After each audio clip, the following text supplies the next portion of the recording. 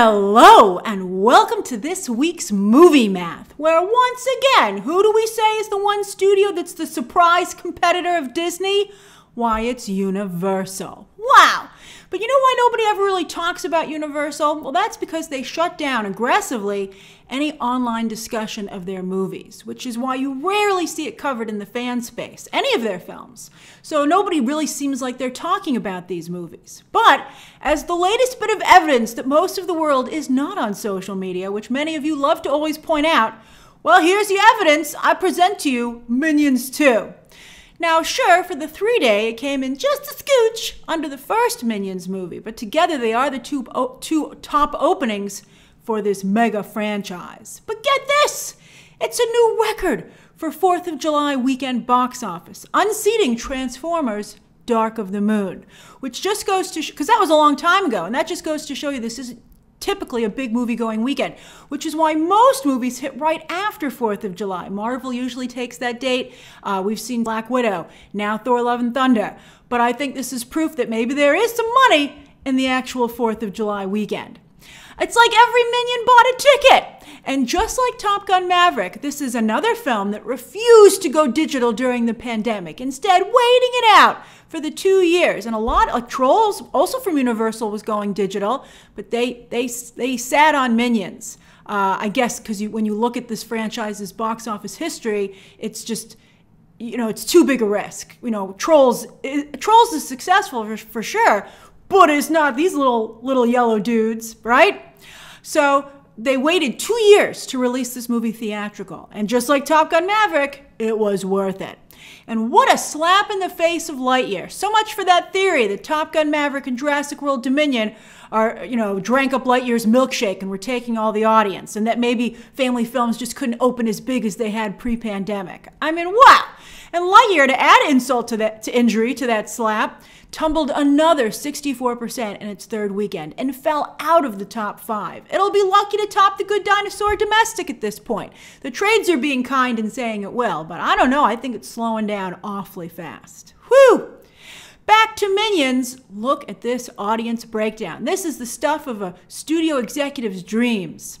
35% Caucasian, 35% Latino, 18% Asian other, 12% Black. That is incredibly broad appeal. Wow! 89% of that audience was under 25. I have never seen that before. And it wasn't just all little kids, as 34% of the audience was 13 to 17. And the trades are saying that might be due to TikTok, where there are apparently several Minions 2 challenges going on as we speak. One, that you dress up all fancy to go see the movie? Have any of you partaken in any of these TikTok challenges? Did it make the movie more fun for you? I gotta tell you, what was your, I haven't seen it yet. I have some family members who want to go, and I'm very busy covering Stranger Things and all that, but I was like, I don't know if I could see that movie twice. And it's like a really important movie for a very close person in my life, so I'm gonna go and see it with them. But I'm like, what must the movie-going experience be like? Is just everyone on their cell phone and no one cares? Because they're like, this is like, what's, is it really like being in a theater full of Minions? I think that's hilarious. But Universal doesn't care. They're laughing all the way to the bank. Who came up with this crazy marketing plan, Universal? Was it other Minions? If so, give those little guys a raise. And this is interesting to me because Radio Shack was just trending, which is under new ownership and apparently focusing on crypto now, for getting everyone's attention with similar hijinks, be it X-rated hijinks. But there's clearly big money in harnessing the silliness of social media, which means, is the Barbie movie next? The Barbie movie, I think, very much fits in this same mold.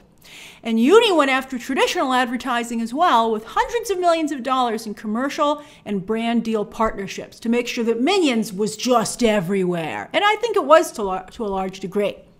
Like Mr. Bean, Minions brilliantly are universal and easily play in any language. They're like a bunch of mimes. And while this time an American does direct, the Despicable Me franchise was actually created by French animators, just like Illumination Entertainment itself, which is why all the movies from this studio, this animation studio, have massive global appeal. They're very Euro. So they really play well all over the globe. And in fact, the last 2 Despicable Me movies joined the $1 billion club. Will Minions 2 follow suit? It's certainly off to an excellent start. Despicable Me is yet another huge franchise for Universal, represented in their theme parks. Who else has theme parks besides Disney? It's Universal. They have online games. Minion Rush, the app version, just hit 1 billion downloads last year. And don't be surprised if they put a Minion series on Peacock in the near future. In fact, what's taken so long? One bit of advertising that delighted fans, all fans, particularly older fans, was the opening of The Office, but Despicable Me style. And remember, The Office is also owned by Universal, and Steve Carell, of course, is the star of both, which is probably why he was cast as the voice of Gru in the first place. Impressive synergy, NBC, Comcast, Universal. I am impressed. With an A cinema score, just like most of the Despicable Me movies, Minions 2 should rack up dollars the whole month of July, alongside Thor: Love and Thunder. Could they rule together? Good luck, upcoming animated movies, Paws of Fury and DC Super Pets. Paws of Fury, I think, is just going to be DOA. But DC Super Pets looks funny to me, and also very silly. But we'll see if it has as broad appeal. Superheroes are supposed to have the broadest of appeal these days coming out of Hollywood, but it is a very crowded market. Minions is also a little bit of a change of pace, although it is about a supervillain, I guess. Where is Gru's nemesis, come to think of it? All right, so anyway, a lot of interesting stuff happening. I guess that'll be the next Despicable Me movie, maybe. A lot of interesting stuff happening at the rest of the box office as well. Top Gun Maverick. Happy birthday, Tom Cruise. Today's Tom Cruise's birthday. He turned 60. Everyone he has so many new fans. You know, people used to think Tom Cruise was a crazy guy who jumped up and down on a sofa who made good movies, so we all just kind of looked the other way. But suddenly, he's back to being as popular as he ever was. He's been trending all day with people saying happy birthday to him. And it's the 4th of July holiday, which we spoke about last week, is just perfect for Top Gun Maverick, just as great as Memorial Day weekend. And sure enough, the movie fell just 14% in its 6th frame. That's incredible, giving it a domestic total to date of $564 million, over $100 million more than Doctor Strange 2. It's still not in the top 10 domestic all time, though. Remember, it needs to top like 621 or something to beat The Last Jedi. And it's at $1.1 billion worldwide, moving up that billion-dollar club list. Will Thor slow Maverick down, or will Maverick fly all summer? I think he could fly all summer or cruise all summer. I really think that he could, and I think that Paramount would be wise to wait as long as possible to put the movie on streaming. It does deserve to be seen on the big screen, and people are seeing it multiple times. I think it could even do one last round over Labor Day and in August as people go and see it one last time to celebrate the end of summer. Elvis also enjoyed a stronghold, 39% drop in its second weekend, and a good sign for its awards prospects. It's not super strong, but if it had tanked, it would not be able to do well for award season. But now it's still in it. Meanwhile, Universal has 2 other movies in the marketplace. That's incredible. Jurassic World Dominion and The Black Phone. Jurassic World Dominion fell low 40s, Black Phone fell high 40s. This is Black Phone's just their second weekend, so maybe this is a movie that should have gone on streaming, to be honest with you. Although, I don't think Peacock is as strong a streaming service as the other studios have. So, I mean, look how Firestarter tanked, right? I mean, someone told me they wanted to put it's both from Jason Blum. If they were like, we want to put your other movie on Peacock, I mean, talk about terrifying. I'd be like, no freaking way, man. It'll get to digital eventually, and I think a lot of people will check it out there. I think it's going to rule on iTunes. Jurassic World Dominion, by the way, is at $828 so far worldwide, and I don't think it's going to make $1 billion anymore. I think maybe it could have at first, but it's slowed down too much, which should be a wake-up call to the franchise. They need to try a little harder because the last 2 movies made it to $1 billion. Was Chris Pratt a factor? Well, I think he must be starting to feel it a little bit because he addressed some of the things that have been said about him in his most recent interview, I believe, in Men's Health. I know some of you have skipped the movie because of Chris Pratt, but yet I know some of you who've gone specifically to support him. So I think it's too early to tell. We have to get a couple more movies from him, and he's not making that many to get a good read on the situation. Let's see what happens with the next Guardians film. He's in so little of Thor: Love and Thunder. I don't think that you can count that either. Over on streaming, the time has finally come that HBO Max participates in the Nielsen rankings, so we can finally see how their stuff is doing. Thank you, David Zaslav.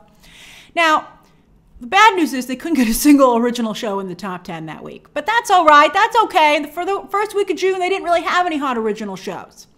Stranger Things is #1, and this is its second week, and this is the first time. I mean, I think they kind of soft released the Memorial Day weekend numbers, but we're just going to skip to this week. So anyway, this is the first time ever that a show has had that many viewing minutes in a single week since Nielsen started keeping track a few years ago. Huzzah! Although, please note that's for all 32 episodes. But hey, traffic is traffic, and that's what Nielsen is concerned about. What drives traffic? And people are watching all those episodes right now. It's not all-time viewing. Obi-Wan Kenobi is doing certainly respectably, but the fact that it got beaten out for second place by The Lincoln Lawyer, which has been out for weeks and isn't posting new episodes, I think is slightly embarrassing. But look who's right behind Obi-Wan. It's the boys. That makes me so happy. Wow. I mean, again, I think the season started out kind of slow, but it's finishing so strong. I love this show. I can't wait till we can get Invincible in here, too. Invincible kind of popped up last time. I hope Invincible went up against Falcon and Winter Soldier. And that just, nobody discovered Invincible until after Falcon and Winter Soldier wrapped. So I think Invincible Season 2 could also do quite well. But I'd love to see the boys climb into the top 3 at some point, and dare we hope second place? It ain't never going to top Stranger Things, so it ain't never going to get #1. Now, for once, I do want to take a quick look at acquired shows, because HBO Max has 2 shows here at the very bottom of the top 10, proving it was worth all the money they spent to get The Big Bang Theory and Friends. Peacock has juggernaut The Office, but they're not included in Nielsen rankings just yet, so we don't know how that show is doing. And then Seinfeld, which Netflix acquired to make up for losing both Friends and The Office. Ouch. But look how Netflix dominates this list. Well, I mean, they're kind of fine. They're experiencing churn for the first time ever, and it's painful.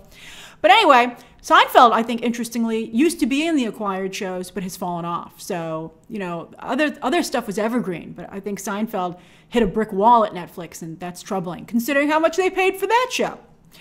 Jerry Seinfeld's like, too late, sucker, I got your money. And wow, but look at movies. Fantastic Beasts 3 debuting strong, way ahead of all the other movies. I mean, it's not Encanto, but it's not like 1,000, but it's close. It's close. I am sure Zaslav sees this strong case for more Wizarding World content, original content on HBO Max. Hey Zaslav, you want a show in the top 10 originals? Make a Harry Potter show. They have a deal with Universal that they can't even develop the show, so shh, don't tell anybody. So that's why they haven't talked about it. But once that deal lapses, expect like a show to be announced immediately. This was also the week of Top Gun Maverick's release, and you can see that the first Top Gun, available on both Netflix and Amazon, did big streaming business as well. And Hulu got a movie in here that I have never heard of. Have you heard of it? Did you watch it? Someone did. Well, Encanto, Chip 'n Dale, and Turning Red are still all performing for Disney+. Remember, for a while, there was a lot of movies from the Disney Vault in the top 10. So it's great to see a lot of their more recent content performing so well for them.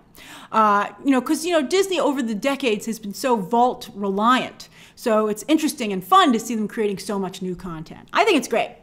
And look, India's RRR hit Netflix and made the top 10. Fantastic!